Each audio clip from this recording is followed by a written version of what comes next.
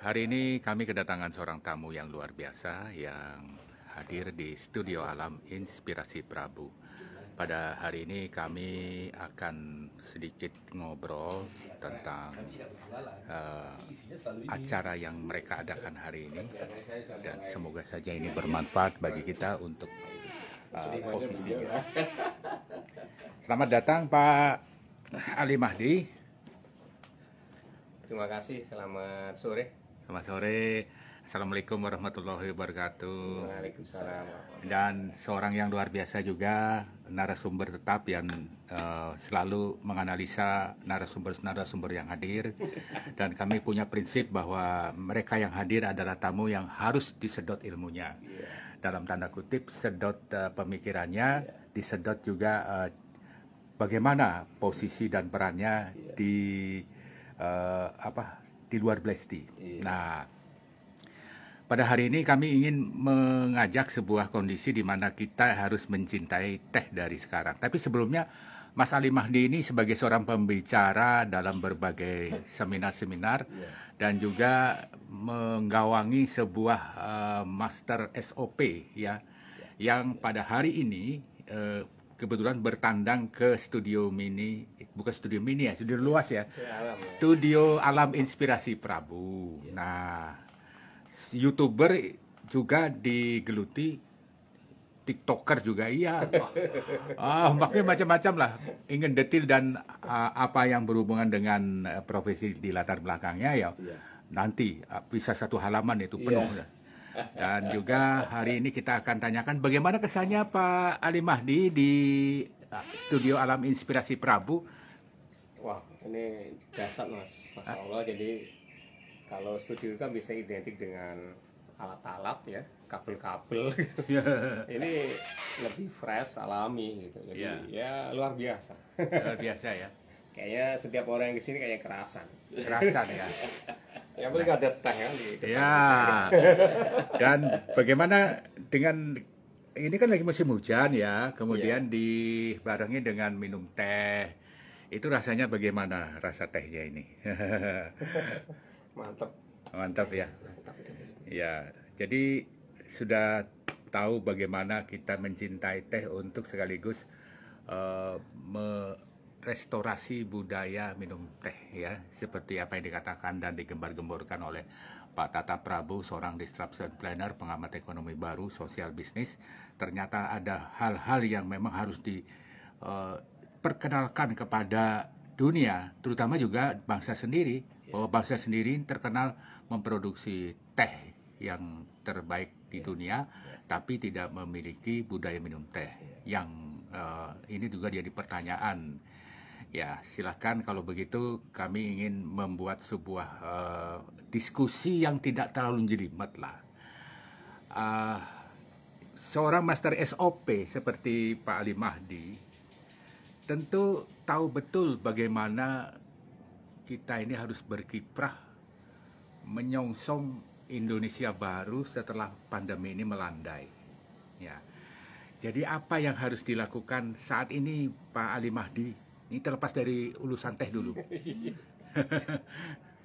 Iya. Ini berat ini. Pertanyaannya. Barusan saya menikmati teh ini dan kondisi saya langsung menghangat, ini langsung berkeringat, dan langsung ditanya seperti itu. Tapi gini, di TikToker itu sama di video-video kecil itu ada audio yang sering dipakai oleh orang. Ini parah ini parah, ini parah ini gitu. Ada seperti itu kan. Entah salah siapa. Kan ada kayak gitu ya. Mohon maaf. Ngikutin juga ya Mas. Ngikutin dulu. Nah, saya juga kadang-kadang nyomot juga tuh. Dari Jakarta, apalah namanya itu di kopi terus sama orang-orang. Nah, terlepas dari itu, itulah dunia antah berantah yang disebut dengan internet ya. Nah, mumpung Pak Ali Mahdi ini sudah dihangatkan oleh teh hitam Blesti, maka perlu ditanya sebagai seorang YouTuber dan TikToker ini. Ya, ini bagaimana di masa-masa mendatang peran dan posisi multi platform media sosial ini? Ya. Ya, kalau saya sendiri Mas Bram, di digital dia di apa kalau kita bicara misalnya media ya digital tadi, sekarang kan banyak platformnya, termasuk TikTok tadi ya.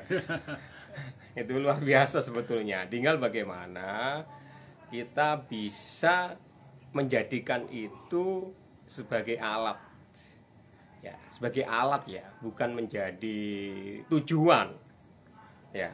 Berarti alat untuk mencapai apa itu kan tergantung niat kita. Oh. Begitu kan gitu. Kalau niat kita memang untuk kebaikan, kemaslahatan, itu saya kira super keren ya gitu kan. Gitu ya. Kalau saya, niat saya bagaimana konten-konten yang kita distribusikan di multi channel itu bisa bermanfaat gitu kan ya. Gitu. Terlepas ada yang lihat maupun tidak lihat, itu nggak ada masalah. Nggak usah mikir itu. Nggak mikir, yang penting niat buat konten itu sudah baik, kontennya juga sudah kita rasa adalah untuk kebaikan.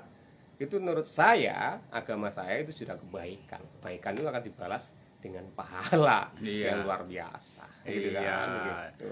Jadi marilah kita berlomba-lomba untuk berbuat kebaikan. Artinya begini, di saat-saat seperti sekarang ini, kayaknya dunia yang disebut media sosial ini selalu dua sisi ya.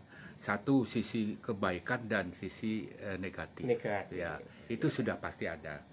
Dan bahkan seperti ada kebaikan-kebaikan di tengah-tengah antara kebaikan dan keburukan itu yang lucu gitu. Ada video yang lucu, tapi lucu-lucunya itu agak ke negatif dan lucu-lucunya agak ke positif. Contohnya orang jatuh atau diketawain tapi dia posisi jatuhnya lucu gitu kan. Jadi agak abu-abu gitu. Abu-abu. Ini apa enggak gitu.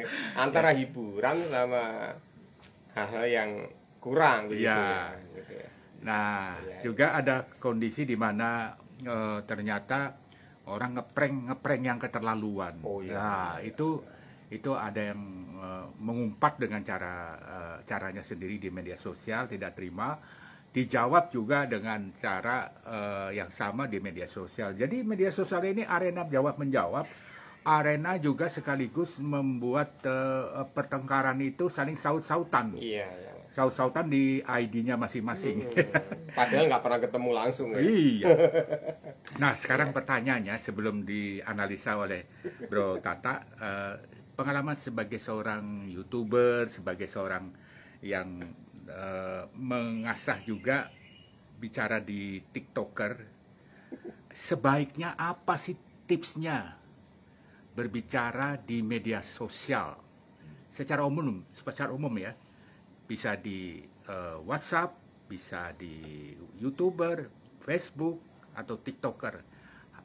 Apa yang harus dijunjung tinggi dan dijunjung setengah-setengah atau dijunjung paling bawah? Iya. Masya Allah, pertanyaan. Jadi sebetulnya hidup ini kan pilihan ya. Iya. Di sana ada kebaikan, ada keburukan. Iya. Ya kan? Tadi disebut Mas ada tengah-tengahnya. Yang paling jelas kan ada sisi baik, ada sisi buruk. Ya. Kita tinggal pilih gitu loh, tinggal pilih. Kalau kita sebagai orang yang beriman, beragama, mempercayai Tuhan, tentu kita akan milih yang baik. Betul Pak Teh? Betul. Yang baik. Nah, kebaikan itu pun sebetulnya tidak banyak pilihan loh Mas. Jadi pertama kita pilih yang baik atau yang buruk. Kalau kita sudah sepakat milih yang baik, maka tidak ada pilihan lagi kecuali melakukan kebaikan atau meninggalkan kebaikan. Ya, ulangi lagi. Ya. Pertama ada kebaikan, ada keburukan. Kita sebagai orang yang waras, milih yang baik kan. Oke, ini kita tanggalkan dulu yang jelek, yang baik.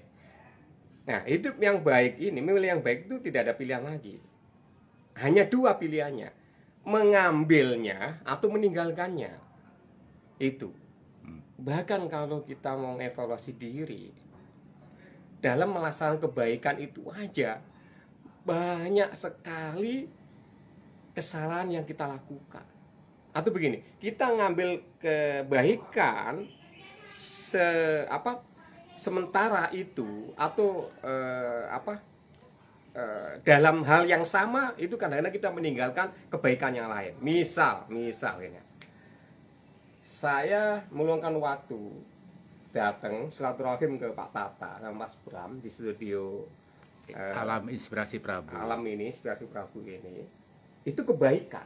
Saya niatkan silaturahim, ya, menyambung persaudaraan, mendapat ilmu, itu baik. Tapi kadang-kadang nggak kita sadari, ketika kita mengambil satu kebaikan, kita meninggalkan kebaikan yang lain. Misalnya, ternyata di rumah kan ada keluarga, itu kebaikan juga. Jadi saya ngambil kebaikan di sini, berarti saya meninggalkan kebersamaan dengan keluarga. Yang barangkali dengan keluarga itu bisa menemani anak-anak belajar, ya kan? Bisa ngambil weekend ini dengan jalan-jalan, atau mengantar istri belajar gitu. Jadi kita nggak bisa milih semuanya. Ternyata manusia itu pun lemah.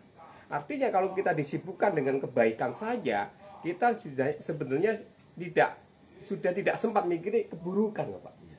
Karena kebaikan-kebaikan banyak ini aja, ada yang kita ambil, ada yang kita lepas. Harus dipilih. Ditinggalkan atau diambil gitu. Masya Allah. Makanya kita tidak ada apa-apanya, Pak. Gitu. Ya, jadi tinggal kita pilih mana, Pak. Di situ nanti ada prioritas. Gitu. Ya, jadi saya boleh tarik garis tebal di bawah, tipis-tipis boleh lah. Nah, jadi begini, karena saya belum ahli, jadi garis tipis saja dulu. Ya. ini merendah ini. Oh bukan, artinya gini, kebaikan dijalani saja itu ada pilihannya. Kalau pilihannya banyak, ya tidak ada yang rugi, gitu ya. Tapi persoalannya adalah apabila kita pilih baik dan buruk, pilih buruk dan negatifnya jelas langsung pada posisi kita mendapat keburukan yang nyata dan berdampak pada orang lain. Nah, ini yang saya sebut dengan garis bawah tipis. Garis bawah tebal saya nanti yang menganalisa Pak Tata. Perlu nanti dijabarkan lagi sama pakarnya beliau itu, Pak Tata. Nah, kemudian kita lanjutkan. Bagaimana perasaan ataupun Bapak sebagai seorang pelaku dalam tanda kutip ini, pelaku YouTuber, pelaku TikToker yang sudah menikmati dengan ciri khasnya. Ciri khasnya Pak Ali Mahdi ini salah satunya adalah quotes-quotes kebaikan, quotes-quotes motivasi, bahkan nyerempet-nyerempet ini kok kayaknya ada nuansa kayak pernah ada dalam surah tertentu ya, spiritual ini. Tapi tidak menyebut ayat. Nah, itu yang luar biasa. Ini jangan-jangan fans saya ini. Mau tahu. Loh, saya kan subscribe ya. Ini orang media penyiar luar biasa. Saya kan subscribe ya, contohnya ya. Jangan engkau mengurusi orang yang membencimu. Ya kan, itu titik-titik bla bla bla bla gitu. Itu. Ada lagi yang lain, biarkan orang mengatakan apa tentang dirimu. Gitu. Saya juga sering diintip tuh kalau bikin konten-konten YouTube itu. Jadi soal intip-mengintip bukankah tujuan setiap YouTuber, tujuan setiap TikToker bukan ngintip aja, menjalani apa yang sudah menjadi acuan dan hal-hal baik itu. Nah, contoh ya, yang kecil aja. Nah, ini Bapak percaya bahwa daun yang di atas itu jatuh, itu siapa punya skenario? Tuhan, ya kan? Nah, itu yang luar biasa dari Pak Ali Mahdi itu, hal-hal yang sekecil itu menyentuh urusan yang saya tahu ini bernuansa spiritual agama, tapi tidak memposisikan sebagai penceramah. Nah, itu hebatnya beliau ini. Jadi analisa saya sebagai seorang pengamat yang tidak tamat-tamat di Universitas Kehidupan ini menyatakan lanjutkan, itu saja. Ya, lagi kita tambah lagi pertanyaan. Boleh kan? Boleh kan? Ya. Bagaimana Bapak menyikapi peran-peran itu yang saya katakan tadi? cara menikmatinya menjadi seorang YouTuber, TikToker? Monggo. Iya. Tadi saya lanjut lagi sedikit. Ya.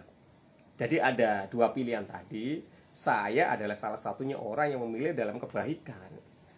Makanya ketika produknya itu menjadi konten, maka konten yang saya percayai adalah konten yang memberikan manfaat di situ, Mas Bram.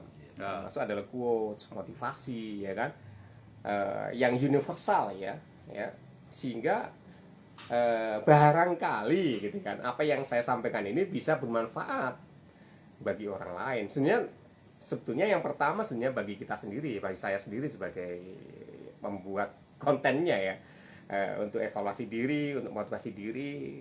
Toh kemudian jika ada follower saya, subscriber saya kemudian merasakan kebermanfaatan atas konten itu, ya alhamdulillah, syukur alhamdulillah, begitu. Jadi kalau sudah begini, Mas, kita ikhlas, tidak mengharapkan uang dan lain-lainnya, kita bikin konten kebaikan bagi diri kita menjadi positif, apalagi kemudian orang lain menjadi positif, apalagi yang bisa dikatakan kalau ini enggak nikmat. Ya. Iya kan? Wah, luar biasa ini. Jadi bicara soal nikmat, ada berapa kenikmatan sih di dunia ini, Pak? Saya kepengen merasakan satu-satu, tapi nikmat yang baik-baik aja dah.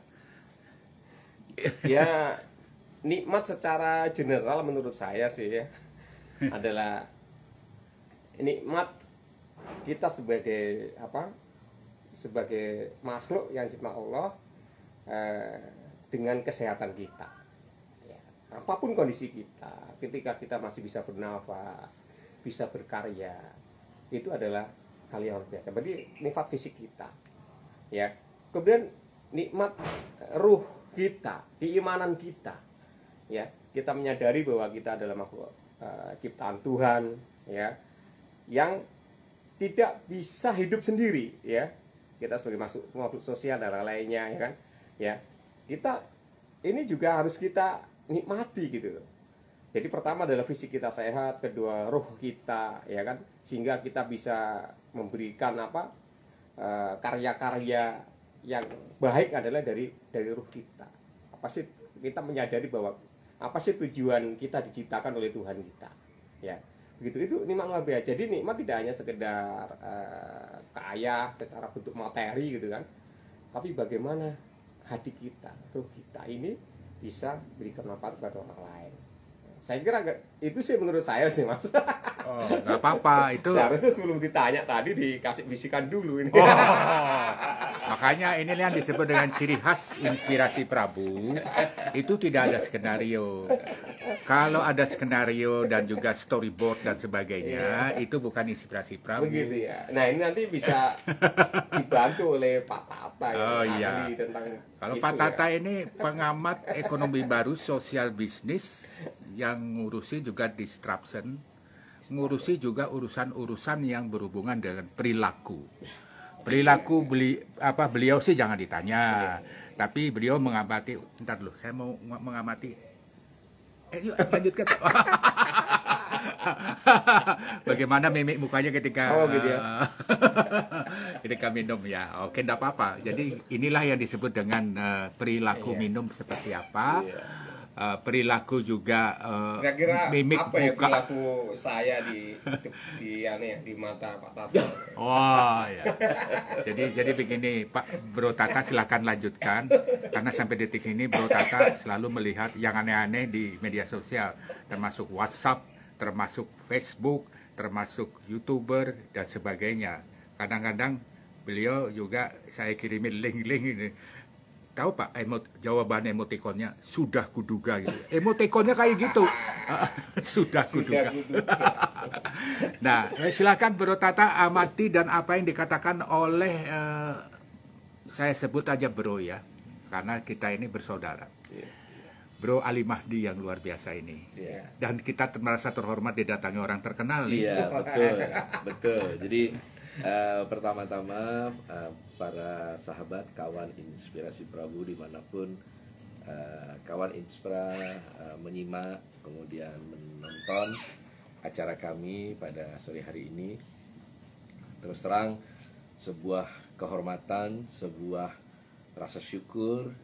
Kita di Studio Alam ini dikunjungi oleh seorang yang sangat luar biasa, yang hebat, karena beliau memiliki suatu jam terbang di media sosial yang begitu kuat, dan kita berbicara, bincang-bincang sejenak, beliau bukanlah orang jauh, tapi orang yang sangat dekat dengan kami, cuman baru dipertemukan pada saat ini setelah sekian tahun. Alhamdulillah, itulah gunanya silaturahim, bahwa salah rasa kosong atau terasa terlupakan. Nah, ini anugerah yang sangat luar biasa. Dan apa yang dikatakan oleh saudara saya Pak Alim Mahdi itu betul, bahwa rasa syukur, rasa nikmat yang sangat kita bisa rasakan adalah diberikan kesempatan oleh Yang Maha Pemberi Nikmat, bahwa sore hari ini bisa dipertemukan kembali, bisa berjumpa kembali, dan kita banyak dapat sesuatu dari beliau.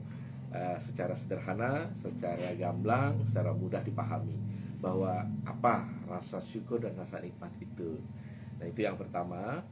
Kemudian yang kedua, dari pertanyaannya Bro mengenai fenomena daripada media sosial, memang eranya yang sekarang ini disebut dengan era disruption. Apa disruption? Disruption itu adalah segala sesuatu yang lebih mudah, kemudian lebih berkualitas, tetapi dengan harga yang lebih dan semakin murah. Jadi garis bawahnya adalah yang dengan harga yang lebih dan semakin murah. Itu yang penting. Kenapa? Karena segala sesuatu yang lebih dan semakin murah itu tujuannya adalah untuk kebermanfaatan umat. Nah, oleh karenanya di ilmu ekonomi dikatakan era sekarang ini namanya ekonomi baru sosial bisnis. Jadi kegiatan ekonomi yang berdampak sosial. Nah, jadi apa yang dikatakan oleh beliau itu betul, bahwa manusia itu dihadapkan kepada dua memilih. Jadi kalau pilihan mungkin tidak ada pilihan, karena sebenarnya memilih, karena Tuhan memberikan sesuatu yang terbaik buat hambanya. Jangankan manusia, cecak saja yang nggak bisa terbang, makannya nyamuk, yang mana dia bisa terbang. Nggak pernah kan dengar program ada cecak kelaparan? Nah, itu karena betapa luar biasanya Sang Maha Pencipta memberikan sebuah porsi. Jadi kembali kepada manusia itu sebagai manusia, sebagai makhluk Tuhan yang sangat luar biasa, karena dia diberikan akal, diberikan nurani untuk bisa memilih di antara bentuk yang disediakan oleh Sang Maha Pencipta. Oleh karenanya di dalam memilih tadi memerlukan sebuah niat. Maka Tuhan mengatakan seseorang memiliki niat yang baik itu sudah dicatat sebagai amalan, pahala. Begitu dikerjakan, double pahalanya. Luar biasa bukan? Demikian juga sebaliknya. Ketika dia memiliki niat yang buruk, dicatat. Sudah dicatat sebagai poin keburukan, walaupun belum dilaksanakan. Tapi begitu dilaksanakan, nambah poin keburukannya. Jadi kebalikan daripada niat yang baik tadi. Nah, oleh karena itu, kembali daripada yang namanya niat. Itu ya. Jadi niatnya seperti apa? Kalau memang niatnya sudah menjadi sesuatu yang insya Allah menjadi sesuatu kebaikan, pasti ada sesuatu jalan yang akan diberikan untuk memudahkannya. Karena kita berpasrah kepada yang Maha Pemberi kebaikan. Luar biasa. Ya. Saya tadi mendengar kata cecak itu juga tertarik sekali ya. Ada lagunya itu. Gini ya. Bukan cicak-cicak di dinding. Ada lagu, benar ada lagunya ya. Tapi itu lagu yang populer di kalangan bayi-bayi Indonesia. Langsung ditangkap. Padahal itu adalah lagu populer orang tua, bukan bayi. Gitu ya. Oh iya. Bayi belum bisa ini. Iya, jadi begini ya. Ada satu hal yang jadi pertanyaan adalah cecak itu kadang-kadang kan kita berpikir dia nyari nyamuk. Iya. yang punya rumah seperti Bro Tata atau siapapun sering pakai obat nyamuk dan kemudian ada semprotan dan sebagainya, sehingga jatah nyamuk kan berkurang, ya kan? Persoalannya adalah sebenarnya cara berpikir cecak itu kan tidak seperti manusia, ya, ada akal dan dia nggak mungkin ada cecak ikut bisnis MLM, kan nggak ada. Terus supaya memenuhi kebutuhan nyamuknya kan nggak mungkin. Ini bahasa konyol ya. Nah, ini dalam konsep pemikiran Pak Ali Mahdi yang secara universal, kenapa itu selalu hidup cecak itu sesuai dengan umurnya. Nah, Cicak itu selalu hidup. Padahal jatah-jatah dari nyamuk yang disemprot itu mengurangi jatah sebenarnya. Iya, itu kan pertanyaan sedikit konyol, tapi ini masuk akal untuk dianalisa ya.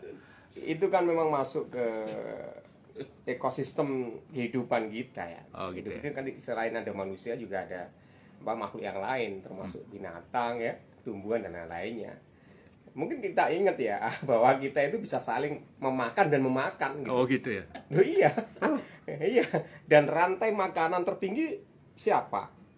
Mas. Kalau kita ingat dulu. Aku lupa ya. Pelajaran SD apa SMA itu ya.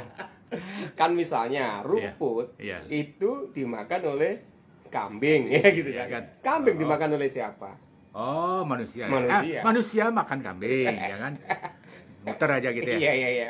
Gitu yang kan? Akhirnya siapa? Iya. Manusia mati dimakan oleh siapa? Mikroba atau bakteri-bakteri. Kan ada cacing, balik lagi muter dia, sikel itu. Nah, salah satu ya universe yang lain gitu ya. Itu adalah nyamuk itu, ada dunianya juga gitu ya. Nyamuk itu ngisep darahnya siapa? Manusia juga kena kan. Gitu kan. Jadi cecak kemakan juga darah manusia. Iya. Nah, jadi begini, tapi kita nggak usah berpikir terlalu ribet ya tentang itu ya, saya kira. Ya sih, kayak gitu-gitu nggak usah. Hanya hikmahnya. Iya, betul. Hikmah inspirasinya. Betul, ya. Bahwa setiap penciptaan Tuhan ya, termasuk nyamuk yang kecil, bahkan ada binatang lebih kecil lagi, mikroba atau binatang-binatang yang hidup di dalam laut yang terdalam, ya, hikmahnya adalah di situ pasti ada rezekinya. Nah, kalau nyamuk saja nggak pernah curhat tentang rezeki gitu ya, masa kita yang diberikan modal yang luar biasa oleh Allah, oleh Tuhan, kok banyak mengeluh? Itu pertanyaan, itu hikmahnya di situ. Oh iya, waduh. Jadi nggak usah terlalu bikin ribet lah gitu. Ya, jadi gini ya, zaman sekarang ini kalau kita ngasih contoh dengan perumpamaan yang binatang dan sebagainya, itu tidak nyinggung orang.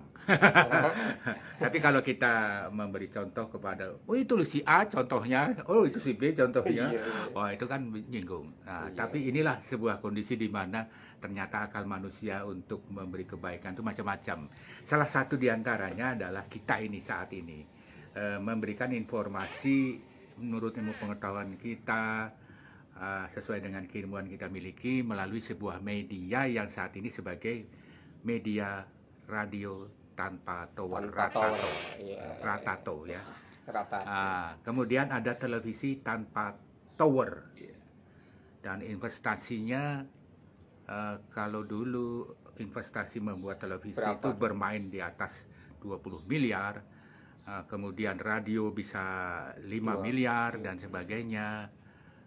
Sekarang cuma dibeliin laptop sama pulsa ya. Iya. Betapa kejamnya teknologi itu dalam perasaan kita. Itu disebut sama Pak Tata disruption ya. Kemudian hal-hal seperti inilah mari kita bijaksanai. Ini mengajak sekaligus untuk diri saya sendiri, kita bijaksanai sebuah teknologi untuk kebaikan dan kemaslahatan umat. Dalam bahasa Indonesia, kemaslahatan umat itu adalah kebaikan bersama seluruh umat manusia tanpa terkecuali agama, kepercayaan, dan juga aliran-alirannya. Nah, kalau begitu, bagaimana Pak Ali Mahdi itu cecek yang saya bilang itu panjang umur tuh ya. Iya, Sudah diomongin dia bersuara dia. bersuara. Oh benar.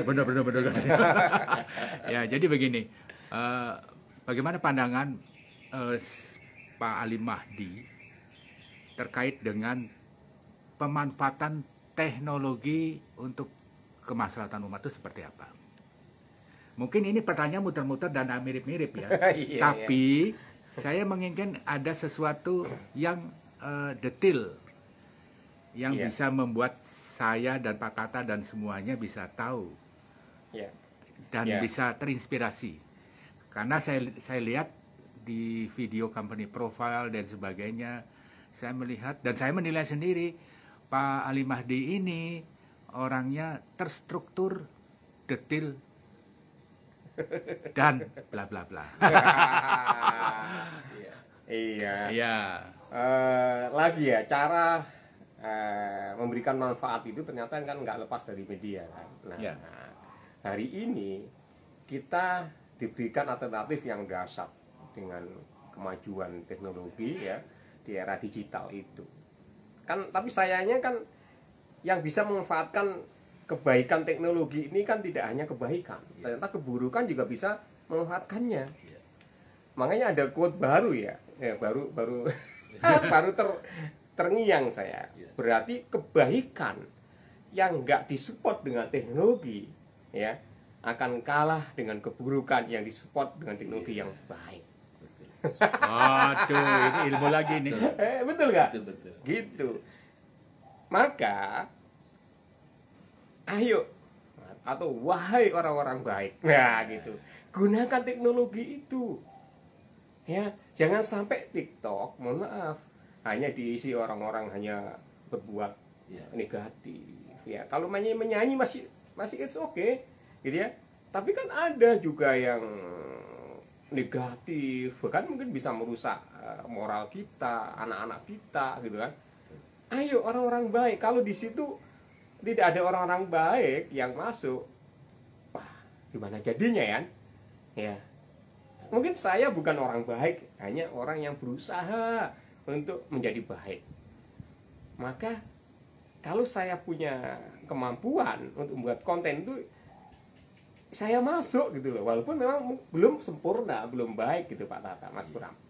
Tapi ayo, justru banyak di luar sana orang-orang lebih yang luar biasa baik, yang sudah terkenal dan lain-lainnya, masuk itu di situ dengan kebaikan-kebaikan, sehingga kalau anak-anak kita atau umat kita ketika masuk media, suguhannya bukan yang negatif saja, tetap ada dua pilihan.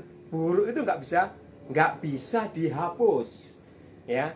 Tapi kita bisa memilih, gitu kan, milih yang baik apa yang buruk. Tapi kalau yang objek yang suruh milih hanya satu, hanya keburukan, kan nggak bisa kita pilih. Makanya kita sediain, kita masuk orang baik masuk di sana supaya ada pilihan yang baik juga, sehingga nggak hanya buruk yang tersaji, tapi juga ada kebaikan. Tinggal milih yang mana itu tergantung kepada individu-individu kita. Begitu saya kira. Ya luar biasa. Jadi saya double terinspirasi dari apa yang dikatakan Pak Ali Mahdi, dan satu hal lagi bahwa kita memang harus terus menggali. Kadang-kadang untuk menjadi pengisi konten sebuah media sosial itu berawal dan bermuasal dari hal-hal yang tak terduga, ya. Wah, tidak disengaja dan sebagainya. Ada seseorang anak SD yang setiap ibunya masak disut dan sebagainya, dimasukin di video. Tapi akhirnya banyak yang nge-follow dan akhirnya anak SD pun bisa mendapatkan uang jutaan dan sebagainya.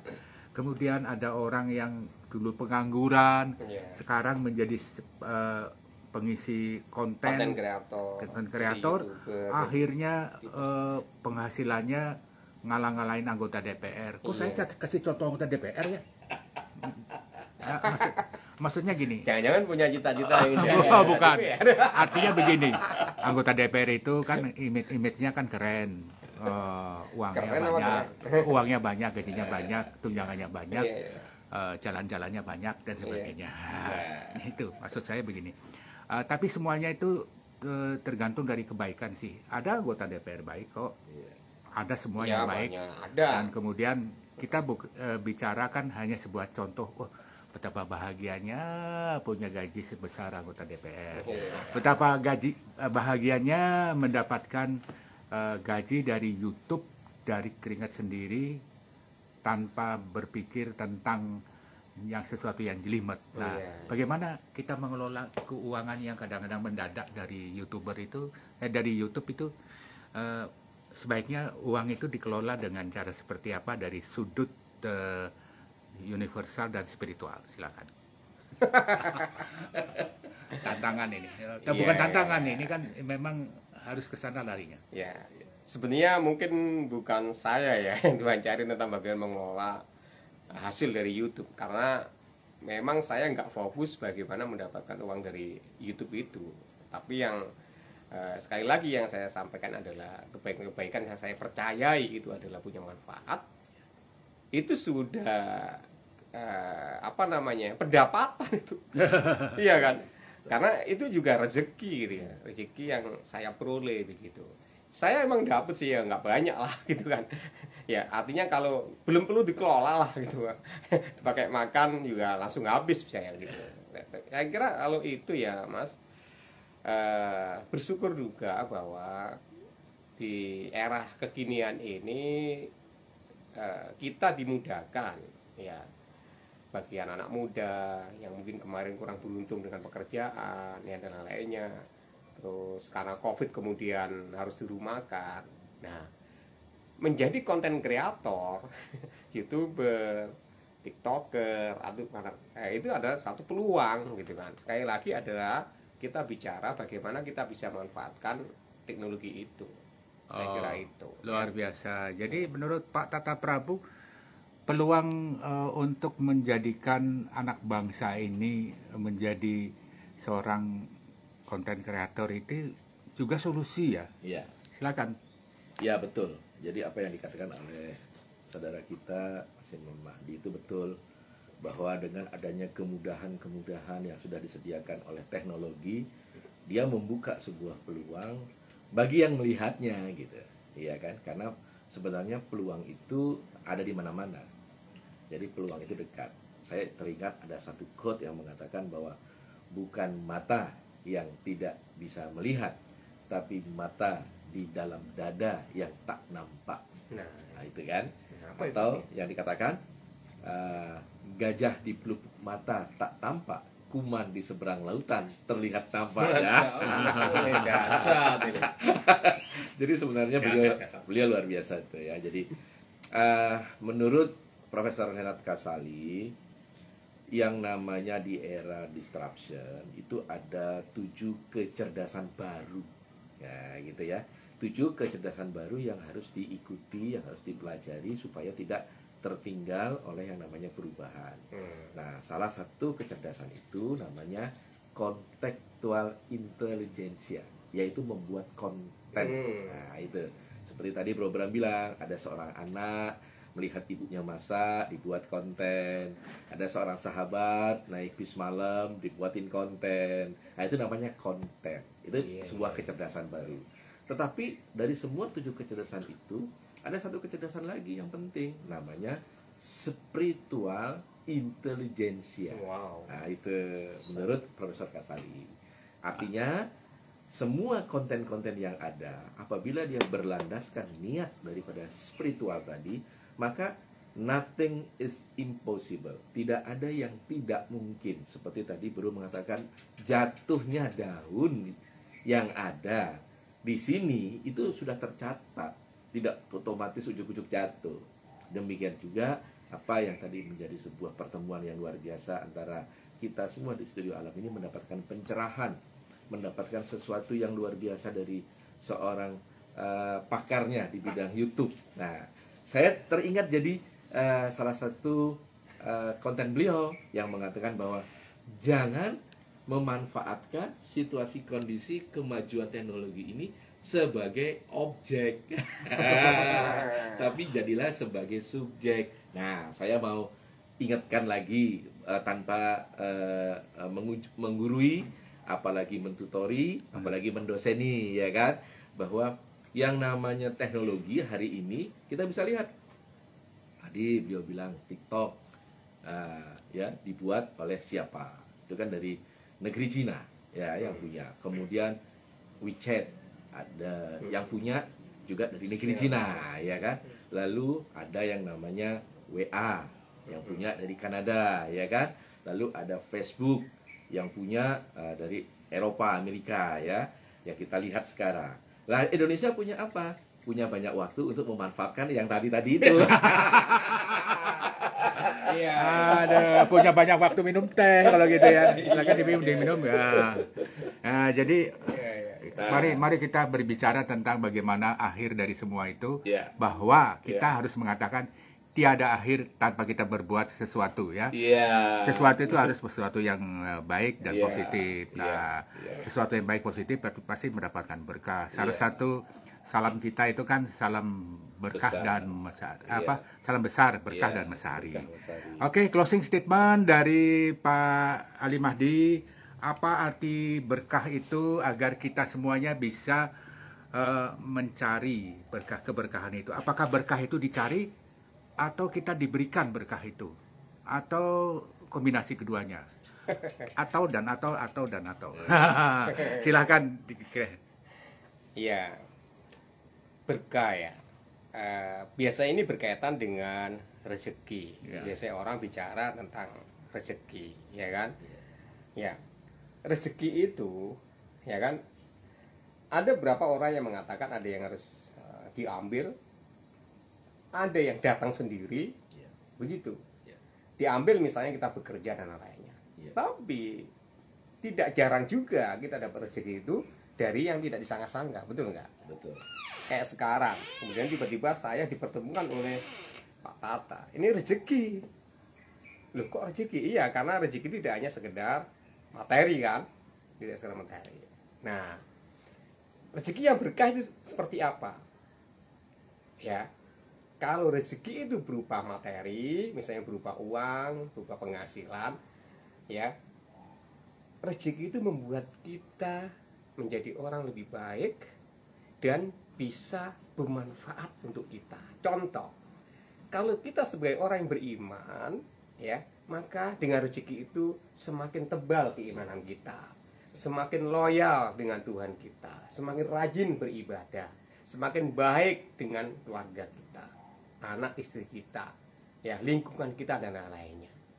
Jadi kalau sudah bicara tentang keberkahan itu tidak bicara tentang besar kecilnya penghasilan kita, tapi sebaik mana, sebesar mana kebermanfaatannya untuk orang lain. Karena ada yang punya harta banyak tapi peliknya 17 iblis. Waduh. Padahal misalnya propertinya luar biasa, asetnya di mana-mana, tapi dikenal orang yang paling pelit. Tapi ada yang biasa-biasa saja. Karena keberkahan itulah kemudian dia sangat dicintai oleh keluarga dan orang lainnya. Itu berkah, Mas. Jadi tidak besar kecilnya penghasilan, tapi sebaik mana atau sebanyak mana manfaat yang didapatkan atau dinikmati oleh orang lain atas rezeki itu. Nah, kalau kita bicara satu lagi, selain materi apa? Pertemuan kita, persaudaraan kita, ini bisa menjadi berkah. Ya. Berkah kalau berkaitan dengan persaudaraan, pertemanan, persahabatan, bahwa perkenalan kita, ya kan, perjumpaan kita ini insya Allah ya membawa kebaikan. Amin. Nah, itu yang kita inginkan. Amin. Gitu. Ya, jadi waktu sudah ke arah senja. Jadi itu artinya tidak ada senja dalam arti berakhir seperti usia senja, tapi justru semakin senja semakin muda, semakin berkah. Ya, amin. Terima kasih Bro Tata Prabu yang luar biasa, yang selalu membangun inspirasi Prabu dengan segenap pikiran dan juga ternyata juga mampu membangun ekonomi baru sosial bisnis lewat teh hitam Black Tea, sehingga banyak orang terbantu kesehatannya, terbantu juga pemikirannya dalam hubungannya dengan menuju ke arah sukses, dan juga didukung oleh Bapak Ali Mahdi yang praktisi bisnis langsung. Banyak sekali bisnisnya. Tapi yang jelas inilah pembicaraan terbanyak untuk urusan media sosial saat ini. Terima kasih dan sampai jumpa. Assalamualaikum warahmatullahi wabarakatuh. Waalaikumsalam Waalaikumsalam warahmatullahi wabarakatuh. Terima kasih, Mas. Salam besar Mas Antasari. Mas, ayo diminum Mas. Oh iya. Nah, minum teh itu SOP-nya salah satu nggak boleh dingin Mas. Oke, ini masih panas. Masih panas ya.